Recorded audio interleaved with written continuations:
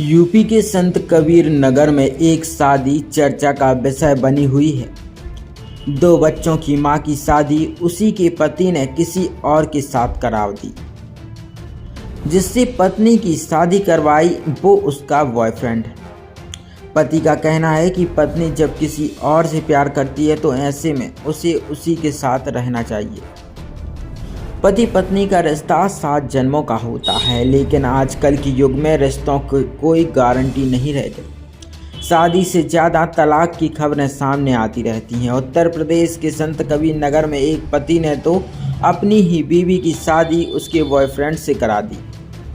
बोला, दोनों बच्चों को मैं देख लूँगा, तुम अपने बॉयफ्रेंड के साथ शादी कर लो।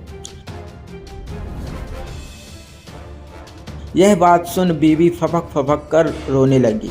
फिर पति ने भारी मन से पत्नी की शादी खुद उसके बॉयफ्रेंड से करा दी।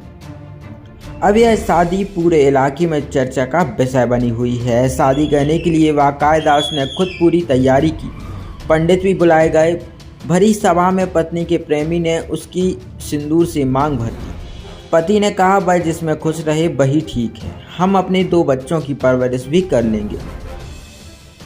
बबलू परिवार की खुशियों के लिए दिन रात मेहनत करता था। राधिका और बबलू से 2 बच्चे, 7 वर्षीय बेटा और 2 वर्षीय बेटी।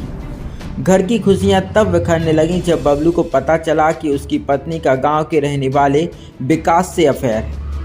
उसके बाद उसने पत्नी की खुशियों के लिए ऐसा कदम उठाया कि पत्नी की प्रेमी से शादी करवा दी। उसने सोचा कि परिवार में रोज कलह होने से बेहतर है कि यह अब उसी के साथ चली जाए। उसने पत्नी की शादी उसके प्रेमी शंकर उसे विदा कर दिया। जानकारी मुताबिक बबलू की शादी 2017 में गोरखपुर जिले के बेलघाट थाना क्षेत्र के भूलन चक गांव की रहने वाली राधिका के साथ हुई थी। विकास संग पत्नी का रिलेशन पता चला तो बबलू यह सब बर्दाश्त नहीं कर पाया। फिर उसने दीनानाथ से मंदिर में राधिका विकास की शादी करवा दी।